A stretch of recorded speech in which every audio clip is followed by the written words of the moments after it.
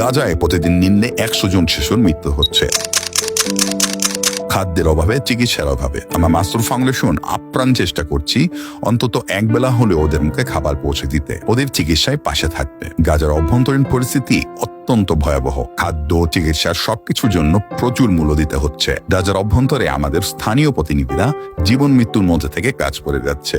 আমাদের মেহমানখানা প্রতিনিয়ত স্থান পরিবর্তন করছে। আমরা হাল ছাড়ছি না, আমরা হাল ছাড়বো না ইনশাআল্লাহ। গাজার আকাশচুম্বী দ্রব্যমূল্য থাকায় আমাদের সহযোগিতা তার চাহিদা মেটাতে পারছে না। আমাদের প্রচুর সাহায্যের প্রয়োজন। আমরা চাই আপনার অনুদানে হোক একটা জীবন বাঁচানোর মাধ্যম। আপনার ছোট্ট একটি অংশগ্রহণ এনে দিতে পারে এক বেলার আহার। এগিয়ে আসুন, সাহায্য করুন, বাড়িয়ে দিন আপনার হাত এই বাচ্চাগুলোর মুখে এক চিলতে হাসি ফোটানোর জন্য।